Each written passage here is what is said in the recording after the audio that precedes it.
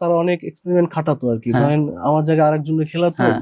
এরকমের ধরেন কনসিস্টেন্সি থাকে না আমাদের পারফরমেন্সে, হয়তো বা একটু পারফর্মে একটা ম্যাচ খারাপ খেলছি, আমাকে 2 ম্যাচ বসাই দিছে, এরকমের হতো আর কি একটা সময়। তারপর হচ্ছে টিম কম্বিনেশনের কারণে হয়তো আমি অনেক ম্যাচ খেলতে পারি নাই। এটা হ্যাঁ। অনেকবারই বলেছি আমি, যে আমার ক্যারিয়ারের সবচেয়ে বড় আক্ষেপ, হ্যাঁ। যেটা আমি কোনো এক আমাদের অনেকেই, আমি আর কি বলবো, অনেক ক্যাপ্টেন, হুম।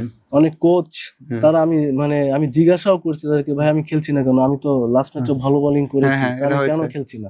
হ্যাঁ। বলছে দেখ তুই তো টিম কম্বিনেশনের কারণে খেলতে পারছিস না। হ্যাঁ।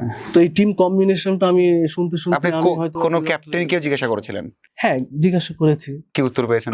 ওই যে টিম কম্বিনেশন, এই টিম আর কম্বিনেশন, কোনো উত্তর নেই, পারফরমেন্স কোনো উত্তর নেই। না এই যে টিম কম্বিনেশন, এইটাই হচ্ছে আমার কাছে অ্যান্সার আর কি। পারফরমেন্সটা তুই ভালো খেলছিস, ভালো খেলতেছিস, তোর সুযোগ অবশ্যই আসবে।